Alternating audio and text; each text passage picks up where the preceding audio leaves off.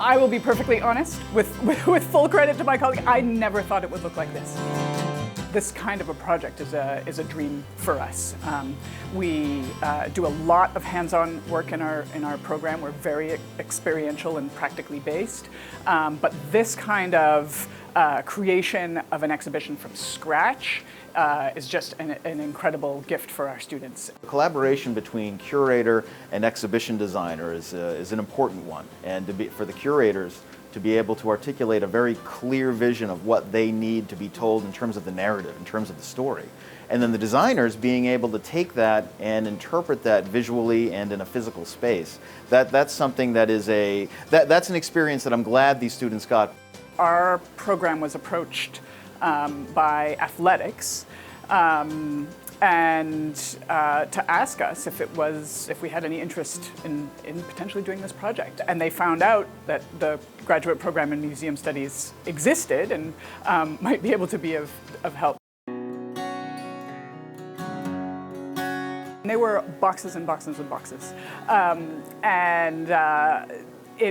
We were spread out over the entire training room floor for the entire semester of papers, and we sort of sorted things into areas. What is on display here? Gosh, a tiny fraction of what is still up in the attic.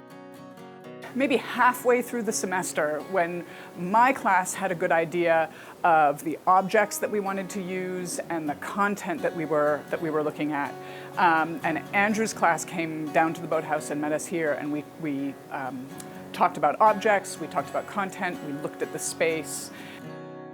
The space we're in is such a challenging space for a lot of different reasons. The fact that we're right on the water, the fact that there's a lot of light, a lot of natural light and ambient light that we have to deal with, a lot of environmental issues that we have to deal with, plus it's a long and narrow space which is not conducive to collections installation. There are a variety of things that are happening in this space where we're talking about the creation of the women's crew team. We're talking about the longevity of the history of this program going back to 1904.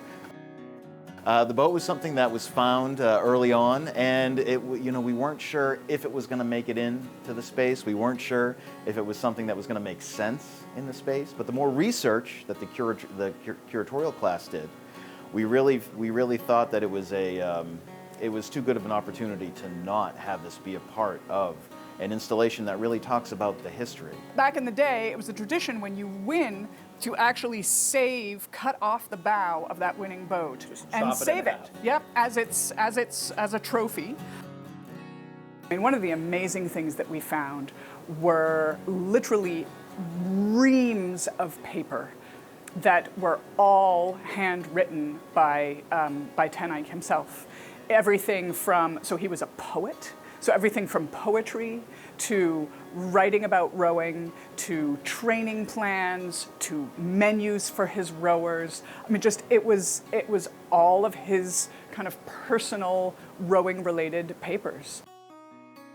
I think anybody coming away from this space should be impressed by the history of the program, but also be impressed by the continuing story about what's happening here. The fact that we're going to be adding elements to this. It's something that isn't static. It's something that can be added to. And that future alumni, future members of the team can look to and say, I was a part of that. That's important.